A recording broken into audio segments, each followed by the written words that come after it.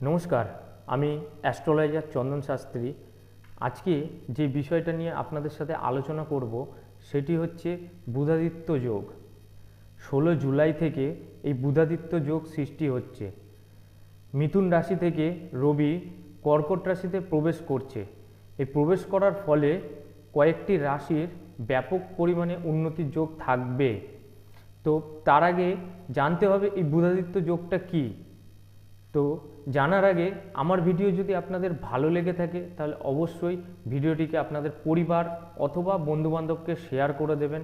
আর আমার চ্যানেলে যদি আপনারা নতুন হয়ে থাকেন তাহলে চ্যানেলটিকে ফলো করে দেবেন অথবা সাবস্ক্রাইব করে দেবেন।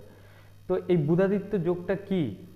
জ্যোতিষশাস্ত্র অনুসারে যখন রবি ও বুধ গ্রহ একই রাশিতে অবস্থান করে তখন এই বুধাদিত্য যোগের সৃষ্টি হয়।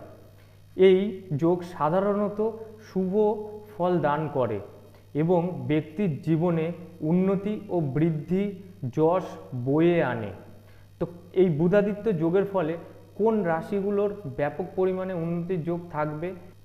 মিথুন রাশি, সিংহ রাশি, কন্যা রাশি। এদের কর্মজীবনে উন্নতি থাকবে, অর্থ ভাগ্যে উন্নতি থাকবে, পারিবারিক সুখ শান্তি বৃদ্ধি পাবে, কর্ম জায়গায় যথেষ্ট নাম অর্জন করতে পারবে।